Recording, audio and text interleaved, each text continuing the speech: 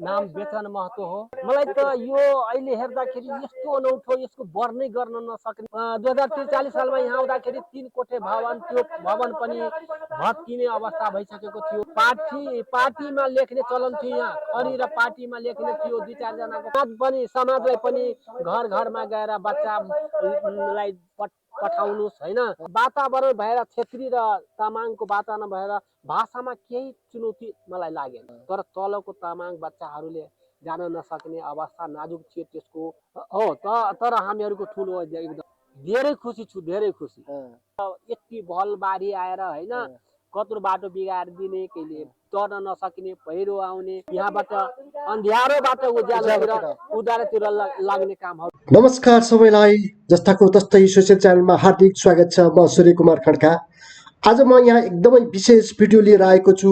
यो भिडियो दोलखा जिल्लाको उत्तरी भेगमा अवस्थित बिगु गाउँपालिका वार्ड नम्बर 5 लोटिङको देवीटारमा रहेको विद्यालयको 50औं स्वर्ण जयन्तीको अवसरमा रहेको छ र यहाँका पूर्व शिक्षक आदरणीय श्री बेचन महतो सर, जो तराईको समथर भूमिबाट यो दुर्गम ग्रामीण पहाडी क्षेत्रमा आएर शिक्षाको उज्यालो बाल्न ठुलो भूमिका खेल्नुभएका महान व्यक्तित्व हुनुहुन्छ र उहाँ मेरो पनि सम्माननीय गुरु हुनुहुन्छ। उहाँसँग यो विशेष कुराकानी गरेको छु। कृपया भिडियो पुरै हेर्नुहोला र भिडियो कस्तो लाग्छ लाइक गर्नुहोस्, कमेन्ट र सब्सक्राइब गर्न नबिर्सनुहोला। हुन्छ सरलाई स्वागत छ। नमस्कार। अनि सरसँग अलिकता केही अन्तरङ्ग कुराहरू, हजुर हाम्रो अलिकता ग्याप भएको पनि लामो समय भयो, हजुर भेटघाट नभएको पनि। हजुर आरामै त हुनुहुन्छ नि? आरामै छु, एकदम ठिक हुनुहुन्छ? ठिक छु हैन? हजुर। हजुरको छोटो एउटा परिचय हजुरबाट त्यहाँबाट सुरु गरौँ न त। अब मेरो परिचय, मेरो अब नाम बेचन महतो हो। हजुर। मेरो घर धनुषाको जनकपुर वार्ड नम्बर 24 मा पर्छ। हजुर। र म 43 सालदेखि यो देवीटार विद्यालयमा काम गर्दै आइरहेको थिएँ। हजुर। त्यसपछि 58 सालमा म यहाँबाट सरुवा भएर यही जिल्लाको भुसापेटा, दक्षिणी बेल्टको भुसापेटा गाउँमा गएँ र त्यहाँ पनि म फेरि त्यहाँको समाज जस्तै यहाँको समाजमा पनि मलाई कुनै भेदभाव भएन। आफ्नै बुवा आमा दाजुभाइ जस्तै सरह नै लाग्यो मलाई। हजुर। हजुर यो यही जिल्लाबाट रिटायर हुनु, यहीबाट जागिर सुरु गरेर यहीबाट रिटायर हुनु? यो जिल्लाबाट रिटायर भएको छैन। हजुर। अनि त्यहाँबाट भुसापेटामा 10-12 वर्ष बसेँ। त्यसपछि धनुषामा त्यो के अरे गिर्जा मावि भन्ने ठाउँमा म 7 वर्ष पढाएर रिटायर भएको 2080 साल। अनि हजुरलाई अब अहिले भर्खरै कुरा गरिरहँदा म विद्यार्थी हजुरको, हजुर गुरु हैन, अब त्यो बेलाको सम्झना आउँछ हजुरलाई। हजुरलाई कस्तो लागिरहेछ अहिले? मलाई त यो अहिले हेर्दाखेरि यस्तो अनौठो, यसको वर्णनै गर्न नसक्ने मैले अवस्था छ कि म त्यो बेलाको अवस्था हेर्दाखेरि अहिलेको अवस्था धेरै आकाश र पातालको फरक भइसक्यो। हजुर। विकास भनेको पनि मलाई लाग्छ यो सानोतिनो विकास होइन, ठुलो विकास छ। यहाँको विद्यार्थी, मैले पढाएको विद्यार्थीहरू पनि यहाँ के अरे टिचर भइसक्नु भएको छ। कति खुसी लाग्दो कुरो छ। प्राइभेट स्कुल है, 5 सम्म पढाउने यो स्कुल थियो, अहिले 10 सम्म पढाइराखेको छ हैन। यहाँको विद्यार्थीहरू पनि धेरै अगाडि देश विदेश ठाउँमा पुगिसकेको छ। हजुरले पढाएको विद्यार्थीहरू धेरै ठाउँ धेरै सम्झिन्छन् नि हजुर? हजुर, सबैले मलाई राम्रोसित प्रेम माया दिइराख्नु भएको छ हैन। यसको लागि पनि म आभार व्यक्त गर्न चाहन्छु। हजुर है हजुर हजुर हजुर हजुर आउँदाखेरि त यो विद्यालय त एकदमै नाजुक अवस्थामा थियो। म 2043 सालमा यहाँ आउँदाखेरि 3 कोठे भवन, त्यो भवन पनि भत्किने अवस्था भइसकेको थियो र यहाँ के अरे बालुवा र धुलो मात्रै थियो। बस्ने विद्यार्थीहरूको थिएन। त्यो पार्टीमा लेख्ने चलन थियो यहाँ, खरी र पार्टीमा लेख्ने थियो। 2-4 जनाको कपीहरू थियो मात्रै है। अनि त्यसपछि मैले त्यही भुइँमै बसाएर हामीहरू पनि ढोकामा बसेर शिक्षा दिन लाग्यो। जाँदै केही दिन पछाडि पञ्चायत कालमा 2045 सालमा चुनाव भयो। केन्द्रबहादुर थापा प्रधानमन्त्री भयो। त्यसपछि 4 कोठे भवन त्यहाँ निर्माण भयो। त्यसमा पनि हामीहरू 3 जना टिचर थिए। राधा कृष्ण थापा हेडमास्टर, म र शङ्कर सर 3 जना टिचर भएर त्यस भवनलाई पनि सहयोग 200 रुपैयाँ सहयोग गरेर त्यो भवन निर्माण पनि भयो र त्यहाँ पढाउन जेनतेन सुरु भयो। पढाउँदै पछि त्यो फर्निचर गाउँहरूको सहयोगले फर्निचरको पनि व्यवस्था भयो, कुर्सीहरूको व्यवस्था भयो। फेरि दराजहरू थिएन, स्कुलहरू राधाकृष्ण सरहरू आफ्नै डेरामा त्यो हाजिर कपीहरू बोकेर जानुभएको थियो, बिहान बेलुका लिएर आउने जाने गर्ने यस्तो अवस्था थियो। हजुर, त्यो अवस्थामा नि हजुरहरूले यहाँ टिकेर बसेर पढाउनु भयो, समाजसँग त्यत्तिकै घुलमिल हुनुभयो हजुर होइन? खालि हजुरहरूले विद्यार्थी मात्रै पढाउनु भएन, समाजलाई पनि पढाउनु भयो। हजुर, अनि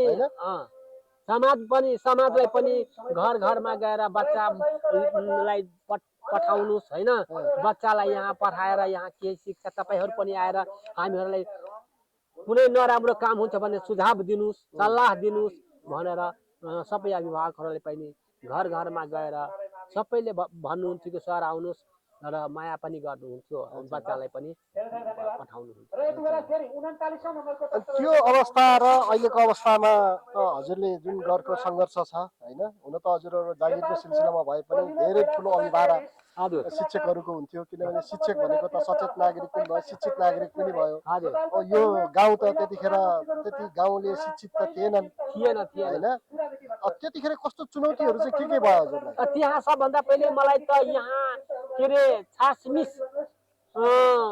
वातावरण भएर छेत्री र तामाङको वातावरण भएर भाषामा केही चुनौती मलाई लागेन होइन। र अरू के चुनौती लाग्यो मलाई त, अर्को चुनौती के अरे पढाइको सिलसिलामा अलि माथिल्लो स्तर खर्का परिवारहरूले ठाउँ ठाउँमा गएर बच्चाहरूलाई पढाउनु भएको थियो, तर तलको तामाङ बच्चाहरूले जान नसक्ने अवस्था नाजुक थियो। त्यसको खान 2 थाक कार्न कठिन थियो, उनीहरू काम गर्ने खाने र बच्चाहरूलाई पनि दुःख सुख गरेर स्कुल पठाउनु। तापनि त्यतिको बेलामा पढाउँदाखेरि 1-2 जना बच्चाहरू पनि यहाँबाट तामाङको बच्चाहरू एसएलसी पास पनि गर्यो। खुसीको कुरो भयो, एसएलसी पास गर्यो। खर्काको त स्वाभाविकै कुरो हो, त्यो अलिकति बुझ्ने जान्ने खालको पनि थियो होइन। उनीहरू पनि झन् अगाडि बढ्नुभयो, त्योभन्दा पनि अगाडि उहाँहरू बढ्नुभयो। अनि उहाँहरू पनि देश विदेश कहाँ गएर पनि आफ्नो राम्रो सिप आर्जन गरेर त्यहाँ पनि राम्रोसित सुविधाहरू पाइराख्नु भएको छ। त्यसमा हजुरको ठुलो योगदान छ। हो तर हामीहरूको ठुलो योगदान हो, किनकि सानै अवस्थादेखि उहाँलाई म सिकाएको के अरे पार्टीमा, अनि अहिले यत्रो ठुलो ठाउँमा पुगेर यत्रो स्कुलको विकास भएको छ भने त ठुलो गौरवमान कुरो हो, यसको वर्णन गर्न पनि सकिँदैन। भनेपछि हजुरले अब यो शिक्षा क्षेत्रमा आफूले योगदान दिनुभएकोमा हजुर एकदम खुसी हुनुहुन्छ? म एकदम खुसी छु, धेरै खुसी छु, धेरै खुसी। जनकपुर छोडेर तराईको क्षेत्र छोडेर यो चाहिँ पहाडमा आएर होइन, जुन बेला चाहिँ तपाईँको चाहिँ 3 दिनसम्म हिँडेर चाहिँ यात्रा गरेर 2 दिन भनौँ न, 2 दिन त लाग्थ्यो हाम्रो। हामीहरू जनकपुरबाट यहाँ आउँदाखेरि 3 दिन लाग्थ्यो हजुर। काठमाडौँ हुँदै चरीकोट, काठमाडौँबाट नाइट हिँडेर काठमाडौँ, जनकपुरबाट नाइट हिँडेर काठमाडौँ, काठमाडौँबाट डेमा चरीकोट, चरीकोटबाट हिँडेर यो चिलङ्खाको लोटिङ ठाउँमा आइपुग्नु भएको छ। हजुर, कति गाह्रो थियो, कति गाह्रो थियो बाटो। कहिले अहिले त के अरे हिउँद महिनामा त ठिकै थियो, बर्खामा त यति भलबाढी आएर होइन कत्रो बाटो बिगाएर दिने, कहिले चढ्न नसकिने, पहिरो आउने, कस्तो अवस्थामा पार गर्दै गर्दै गर्दै अनि यहाँसम्म आइपुग्यो। खानाको पनि समस्या थियो यहाँ। हजुर, खानाको समस्या थियो, खानाको त्यतिखेर धेरै समस्या थियो। ठुला ठालाले त ठिकै, तर सानो यहाँको सानो मान्छेहरूलाई अथवा तामाङ जातिहरूलाई धेरै खर्चमाको भारी बोकेको भरले मात्रै खान्थ्यो। कहिले कुनै दार्जिलिङ जान्थ्यो, कसैले भारी बोकेर साङ्बा बजारमा ल्याएर अनि 2-4 छाक खान उनीहरूलाई पुग्थ्यो। हामीहरू पनि के अरे चामल त्यहाँ चरीकोटबाट मगाउँथे, कहिले यही गाउँबाट धान किनेर, पोखरेली धान किनेर अनि कुटाउन लगाएर अनि खाना बस्न पनि त्यतिकै गाह्रो थियो। बस्ने पनि अवस्था थिएन, बस्न पनि कहाँ जाने के गर्ने। तामाङहरूको त घरमा घरै थिएन है। अनि त्यो खर्काहरूको घरमा उहाँहरू पनि मलाई बास दिनुभयो, अनि उहाँले पनि हामीलाई बस्न र खानको पनि व्यवस्था गरिदिनु भयो। त्यतिखेर जो हजुरहरूले चाहिँ शिक्षाको दियो चाहिँ त्यतिखेरबाट नै यहाँबाट अन्ध्यारोबाट उज्यालोतिर लाग्ने कामहरू सुरुवात भएको मैले अनुभव गरेँ। एकदमै त्यो गर्व लाग्छ नि सर। हजुर, त्यो पनि ठुलो गर्वको कुरो हो। गर्वको कुरो हो। हामी पनि गर्व गर्छौँ हजुरहरूले जसरी मेहनत गरेर पढाउनु भएको थियो होइन। आज त्यो धुलो र त्यो छाराको भित्र बसेर गर्न सकेन थियो भने अहिलेसम्म यो स्कुल यत्रो अगाडि बढ्न सक्दैन थियो। मलाई त्यस्तो लाग्छ क्या। एकदमै अब अहिलेको जेनेरेसनलाई अब हजुरले के भन्नु? हजुरले अब आफ्नो जिल्ला छोडेर तराईबाट यहाँ पहाडको एकदम विगत ठाउँमा आएर यत्रो योगदान गर्नुभयो होइन। शिक्षा दिनुभयो, शिक्षा दीक्षा दिनुभयो। फेरि लामो समय 1-2 वर्ष बस्नु भएन, लामो समय बसेर यो गाउँ आफ्नै हो भनेर होइन, आफ्नै चाहिँ नि ठाउँ हो, यसलाई चाहिँ विद्यार्थीहरूलाई राम्रो गर्नुपर्छ भनेर हजुरले जुन लाग्नुभयो नि, त्यसको हिसाबमा अब नयाँ जेनेरेसनलाई चाहिँ हजुरले के भन्न चाहनुहुन्छ अथवा के सन्देश दिन चाहनुहुन्छ? म भन्छु कि यो भन्दा पनि मैले गरेको भन्दा पनि यिनीहरू अरू मेहनत गरेर पहिलेको विद्यार्थी जति मेहनत गरेको थियो त्योभन्दा बढी मेहनत गरेर यो विद्यार्थीलाई एउटा नमुना विद्यालयको रूपमा यसलाई स्थापना गरोस् भने मेरो के अरे शुभकामना पनि छ र मेरो इच्छा पनि छ। हजुर। अनि अहिलेको जुन शिक्षा छ नि हजुरहरूले पढाउनु भयो, अनि अब यो ग्याप अहिले बिचमा भयो, अहिले शिक्षा अलिकता क्वालिटी छैन भन्ने कुराहरू पनि आइरहेछ। यसमा सरको के छ? हो, त्यो वास्तवमा यो शिक्षाहरू क्वालिटी पहिलेको शिक्षाहरू के अरे राम्रो थियो कि व्यावसायिक शिक्षा थियो।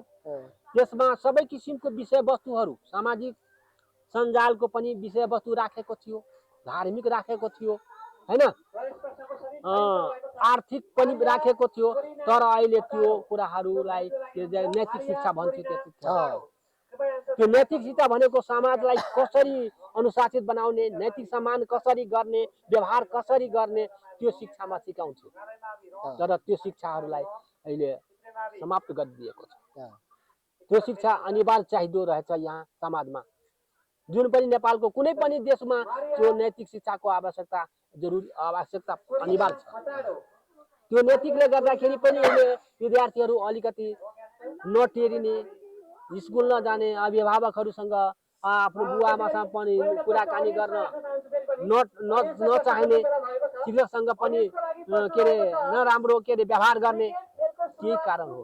किनकि त्यसको सानै उमेरदेखि त्यसको शिक्षाको नैतिक शिक्षाको के अरे अभ्यास भएको छैन, व्यापारिक शिक्षाको अभ्यास भएको छैन। यो अहिले त किताबीय शिक्षा मात्रै छ, अहिले व्यावहारिक शिक्षा छैन। अहिले ज्ञान गुणको किताब मात्रै हो र व्यावहारिक शिक्षा लागू भइसकेपछि अनि त्यो दुईटै के अरे शिक्षा सँगसँगै हिँड्यो भने त त्यहाँको जनता, त्यहाँको समाज, त्यहाँको विद्यार्थी प्रगतिशील हुन्छन्, अगाडि बढ्छन् र त्यो भविष्यमा कर्णधार बन्छन्। त्यो चाहिँ अहिले हामीसँग ग्याप भइरहेको अवस्था छ, हजुरले महसुस गर्नु भएको छ? हजुर, मैले त्यो महसुस गरेको छु। त्यसमा नैतिक शिक्षाको एकदम आवश्यकता छ। अब सरहरूले गर्नुभएको अध्ययन, आफैले पढेको त्यो समय, त्यसपछि पढाएको समय र अहिले हेर्दाखेरि हामी नैतिक शिक्षामा चाहिँ हजुर बढी पहल गरेर यो शिक्षालाई लागू गर्न एकदम जरुरी छ। त्यो भयो भने अलिकता अहिलेको जुन समाज छ, अलि विकृति भएको समाज छ, त्यो समाज चाहिँ अलिकता नयाँ ट्र्याकमा आउन सक्छ। हजुर ट्र्याकमा आएर त्यो समाजको पनि विकास हुन सक्छ र त्यो के अरे आउने पिँढीहरूले, बच्चाहरूले पनि त्यो सिकाइलाई सँगसँगै लगेर अगाडि बढ्छ। अनि हजुरले यो अब चिलङ्खा बिगु गाउँपालिकाको चिलङ्खाको पनि लोटिङ हैन, हजुर, यसलाई चाहिँ हजुरले कसरी सम्झिरहनुहुन्छ? यो त अब मलाई त लाग्छ कि नमरुन्जेलसम्म यो त कहिले पनि बिर्सिँदैन जस्तो लाग्छ मलाई यो चिलङ्खालाई। यहाँको अभिभावक, यहाँको के अरे विद्यार्थीलाई पनि कहिले पनि बिर्सिँदैन। मैले बिर्सन मन पनि लाग्दैन, बिर्सिँदैन, सम्झना आइरहन्छ। हजुर त्यहाँ हुँदा पनि यहाँ सम्झना आइरहन्छ। पुरै सर्लङ्ग दृश्य आएनामा देखेर जस्तै देखिदो रहेछ कि त्यहाँ घरमै पनि बसेर त्यो सबै कुरा थाहा हुन्छ।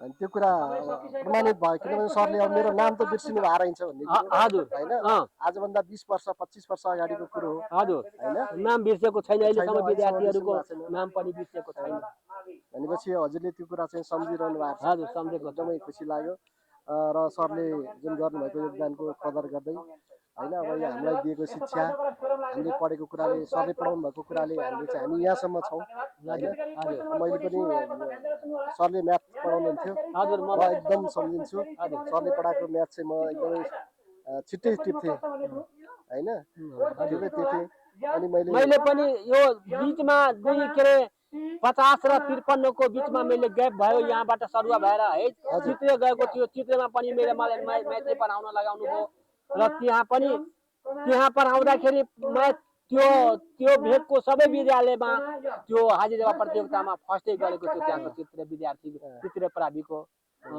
विद्यार्थीहरूले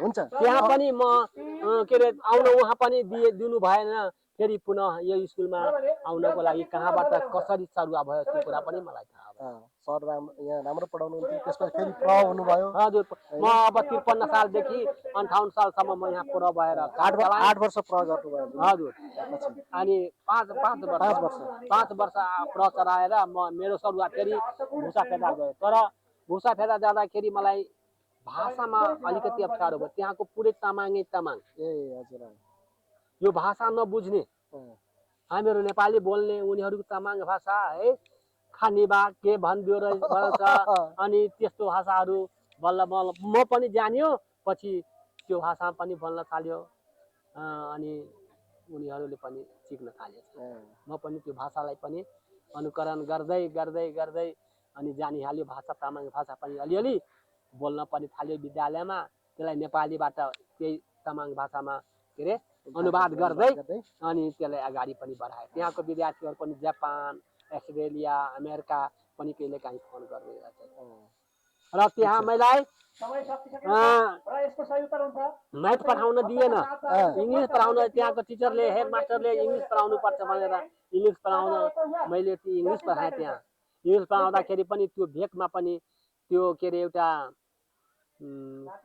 के मावि छ त्यहाँ है अनि त्यहाँको विद्यार्थीलाई पनि त्यो इङ्ग्लिसमा सबैले त्यहाँ प्रभावित भयो त्यहाँको मान्छेले पनि भन्थ्यो इङ्ग्लिस पढाउने टिचर को हो भनेर मलाई पनि सरुवा गरेर त्यही माइमा लगेको थियो तर म त्यहाँको मान्छेले सरलाई धेरै धेरै धन्यवाद होइन धेरै कुराहरू राखिदिनु भयो जुन सन्देश चाहिँ अब भावी पीडित युवाहरूले होइन ग्रहण गर्न सक्नेछन् हजुरको सन्देश र अझै केही भन्न चाहनुहुन्छ यहाँको लागि म त त्यही यहाँको लागि यहाँको बालबालिकाहरूलाई कि प्रगति होस् र यो विद्यालयलाई कम्तीमा नमुना विद्यालयको रूपमा मैले सुन्न पाओस् हेर्न नपाए पनि सुन्न पाओस् भन्ने मेरो इच्छा छ हस् धन्यवाद सरलाई थ्याङ्क यू भएकोमा तपाईँलाई धेरै धेरै धन्यवाद तपाईँलाई यो भिडियो कस्तो लाग्यो यदि राम्रो लाग्यो भने कमेन्टमा लेख्नुहोला यस सम्बन्धी विस्तृत भिडियो तपाईँको माझ ल्याउने नै छु लाइक सेयर र च्यानललाई सब्सक्राइब पनि गर्नुहोला